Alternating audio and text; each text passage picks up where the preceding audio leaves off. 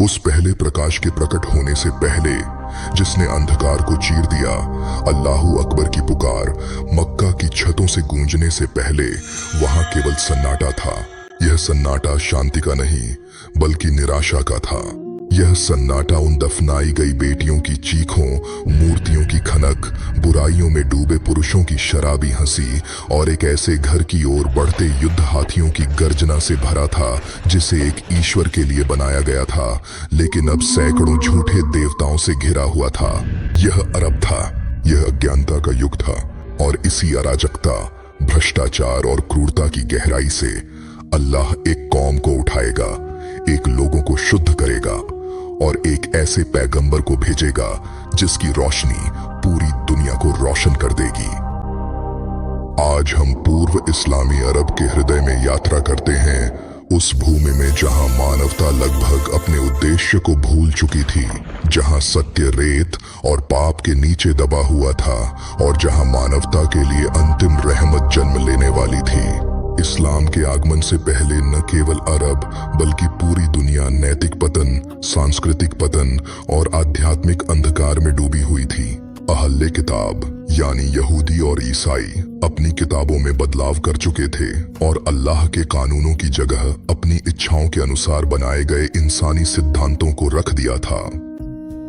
शरीयत का सीधा रास्ता धुंधला हो गया था। तौहीद यानी अल्लाह की एकता की सच्चाई को रस्मों, मिथकों और विद्वानों व पादरियों की अंधी अनुकरणशीलता से बदल दिया गया था, और इस तरह मानवता रोशनी से और भी दूर होती चली गई। मूर्ति पूजा सामान्य बात बन गई थी, बुराई परंपरा बन गई और अंधकार ने धरती को कफन की तरह ढक लिया। लेकिन इस्लाम के चमत्कार को समझने के लिए हमें पहले उस दुनिया को समझना होगा जिसे बचाने के लिए यह आया था। प्रिय दर्शकों, इस्लाम से पहले अरब लोग शिर्क यानी बहुदेववाद में डूबे हुए थे।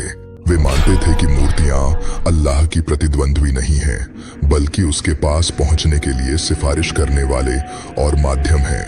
वे सोचते थे ये मूर्तियां हमें अल्लाह के करीब ले जाएंगी। वे मूर्तियों के सामने बैठते, धूप जलाते, उनसे प्रार्थना करते और कठिनाइयों में मदद मांगते, यह मानते हुए कि वे अल्लाह के पास सिफारिश कर सकती हैं। वे मूर्तियों के चारों ओर तवाफ करते, उनके सामने सजदा करते और बलि चढ़ाते थे।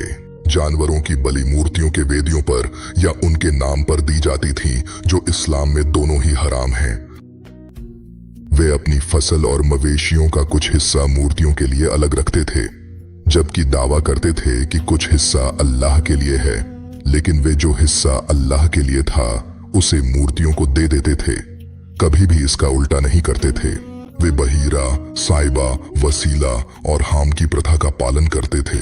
बहीरा वह ऊंटनी थी जिसका बच्चा मादा होता, उसे आजाद छोड़ दिया जाता, न उस पर सवारी होती, न उसकी ऊन काटी जाती, न उसे दुहा जाता, सिर्फ मेहमानों के लिए। साइबा वह ऊंटनी थी जिसने लगातार 5 नर बच्चों को जन्म दिया, उसे पवित्र मानकर आजाद छोड़ दिया जाता था। हाम वह नर ऊंट था जिसकी मां ने लगातार 5 नर बच्चों को जन्म दिया, उसकी पीठ पवित्र घोषित कर दी जाती थी, उस पर कभी सवारी नहीं होती थी। वे मानते थे कि ये कर्म मूर्तियों को प्रसन्न करते हैं। वे भविष्यवक्ता, काहिन और ज्योतिषी मुंजिमून से सलाह लेते थे और शकुन अपशकुन में विश्वास रखते थे। वे उड़ान शकुन इस्तिलाल की प्रथा का पालन करते थे। अगर कोई पक्षी दाईं ओर उड़ता था तो उसे शुभ माना जाता था, अगर बाईं ओर उड़ता था तो अशुभ। अगर कोई जानवर उनके रास्ते को पार करता था तो उसे बुरा शकुन माना जाता था। वे खरगोश की हड्डियां ताबीज के रूप में पहनते थे और कुछ दिनों, महीनों जानवरों और महिलाओं को अशुभ मानते थे। कुरैश के पास कई नवाचार, बिदत थे। वे अपने को इब्राहिम की संतान बताते थे, इसलिए खुद को हम्स यानी शुद्ध लोग कहते थे। वे अराफात नहीं जाते थे बल्कि मुजदलिफा में ही रुकते थे, क्योंकि वे मानते थे कि वह जगह अधिक पवित्र है। वे बाहरी लोगों को आदेश देते थे कि वे अपने पहले तवाफ उसी कपड़े में करें जिसमें वे आए हैं, इसलिए कई पुरुष काबा के चारों ओर नग्न घूमते थे और महिलाएं केवल छोटे वस्त्र पहनती थीं।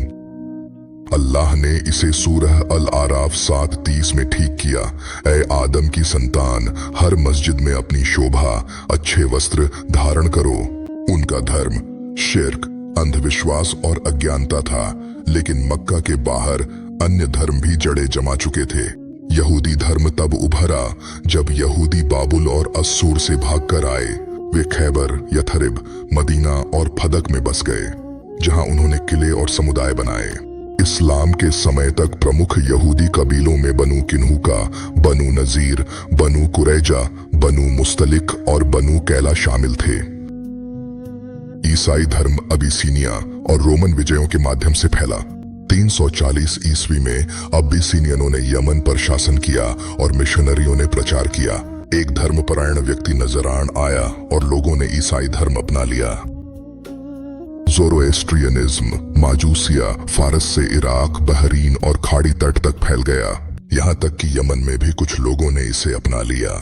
लेकिन अधिकांश अरब लोग मूर्ति पूजक ही रहे, जो हुबल, अल्लात, अल-उज्जा, मनात और अन्य देवी देवताओं की पूजा करते थे। वे आग, पानी, सितारों, सूर्य और चंद्रमा की भी पूजा करते थे। वे अपनी बेटियों को जिंदा दफना देते थे। यह इतना भयानक अपराध था कि उसने एक पूरी कौम की आत्मा को कलंकित कर दिया। वे मानते थे कि महिलाएं शर्म का कारण हैं। अगर बेटी पैदा होती तो पिता गुस्से से लाल हो जाता, अपने लोगों से छुप जाता और कभी कभी उसे जिंदा दफना देता। क्यों? क्योंकि संपत्ति बेटों से जुड़ी थी। बेटियां भी विरासत में हिस्सा लेती। बेटियां शादी करके संपत्ति ले जाती थीं, इसलिए पिता दामाद को जीता जागता कब्र और बेटी को दफनाई हुई कहता था। वे व्यभिचार, जुआ, शराबखोरी, झूठ बोलना और अत्याचार करते थे और इस पर गर्व भी करते थे। गुलामों को बोझ तले कुचल दिया जाता था। सच्चाई बहुत दुर्लभ थी, दयालुता तो और भी दुर्लभ थी। समाज बंटा हुआ था। कुछ जनजातियों में महिलाओं को आजादी थी। वे युद्ध में सलाह देती थीं, शांति का नेतृत्व करती थीं, पर उन्हें विवाह चुनने, विरासत पाने या खुलकर बोलने का अधिकार नहीं था। विरासत केवल पुरुष, तलाक केवल पुरुष, और इस बात पर कोई सीमा नहीं है कि एक आदमी कितनी पत्नियां रख सकता है। यहाँ तक कि एक साथ 2 बहनें भी रख सकता है या अपनी सौतेली माँ से भी शादी कर सकता है। अब हम मूर्ति पूजा की उत्पत्ति के बारे में बात करते हैं। इसकी शुरुआत जुरहुम के प्रमुख अम्र इब्न लुहई से हुई। बीमार होने पर उन्होंने सीरिया के बल्का की यात्रा की, जहां उन्होंने एक गर्म पानी के झरने में उपचार पाया और लोगों को मूर्तियों की पूजा करते देखा। उसने कुछ मांगा, उन्होंने उसे हुबल दिया। वह इसे मक्का लाया, काबा के अंदर रखा और कहा, ये तुम्हारे अल्लाह के पास सिफारिश करने वाले हैं। जल्द ही हर कबीले ने अपनी मूर्तियां काबा के चारों ओर रख दी, कुल 360 मूर्तियां, और इस तरह इब्राहिम का घर बहुदेववाद का तीर्थ बन गया। फिर हाथी का वर्ष आया। अब्रहा हाथियों के साथ मक्का की ओर बढ़ा, काबा को नष्ट करने के इरादे से। लेकिन अल्लाह ने पकाई हुई मिट्टी के पत्थर लिए पक्षियों के झुंड भेजे और उस सेना पर तबाही बरसा दी। वे कुचल दिए गए, वे भाग गए और कुरान ने इसे अमर कर दिया। क्या तुमने नहीं देखा कि तुम्हारे रब ने हाथी वालों के साथ कैसा व्यवहार किया? और फिर पैगंबर मोहम्मद सल्लल्लाहु अलैहि वसल्लम का जन्म हुआ। दुनिया तैयार थी। यहूदियों और ईसाइयों ने अंतिम पैगंबर के आने की भविष्यवाणी की थी, और जब वे पैदा हुए तो चमत्कार प्रकट हुए। फारस के महल हिल गए। सदियों से जल रही पारसी मंदिरों की शाश्वत अग्नि बुझ गई। अरब की झरने सूख गए, फिर दोबारा बहने लगे।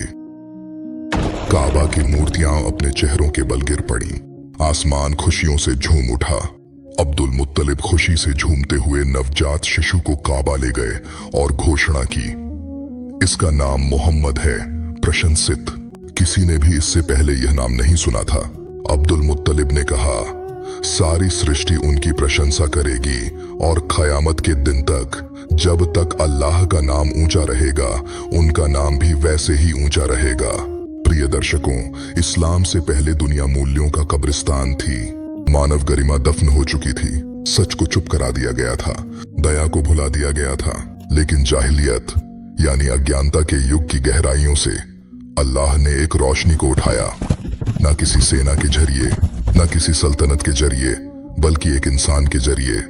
एक ऐसा इंसान जो मूर्ति पूजा को ना कहे, एक ऐसा इंसान जो दफनाई गई बेटियों की कब्रें खोदकर उन्हें जीवन दे, एक ऐसा इंसान जो एक एक करके मूर्तियों को तोड़े और ऐलान करे, सच आ गया है और झूठ मिट गया है। यह सिर्फ एक नया धर्म नहीं था, यह तो इंसानी आत्मा का पुनर्जागरण था। तो आइए खुद से पूछें, क्या हम अब भी जाहिलियत में हैं?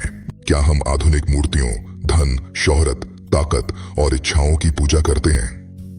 क्या हम सच को अपने अहंकार के बोझ तले दफना देते हैं, या उस शख्स का अनुसरण करते हैं जो सारी दुनिया के लिए रहमत बनकर आए थे? अल्लाह सूरह अल-अंबिया में फरमाते हैं, और हमने आपको ए मोहम्मद नहीं भेजा सिवाय इसके कि आप सारे जहानों के लिए रहमत बनकर आए हैं। वह रहमत आज भी हर नमाज में, हर भलाई के काम में, हर उस दिल में जिंदा है जो कहता है ला इलाहा इल्लल्लाह मुहम्मदुर रसूलुल्लाह। आइए हम सिर्फ अतीत को याद न करें, बल्कि उससे उठ खड़े हों। हम वह पीढ़ी बने जो रोशनी को सिर्फ अरब में ही नहीं, बल्कि हर उस दिल में लौट आए जो अंधेरे में खो गया है। अगर इस यात्रा ने आपकी आत्मा को छू लिया हो तो इसे साझा करें, लाइक करें, कमेंट करें और सब्सक्राइब करें। सिर्फ कंटेंट के लिए नहीं, बल्कि एक मकसद के लिए। अल्लाह आपको इस दुनिया और आखिरत में ऊंचा दर्जा अता फरमाए। आमीन।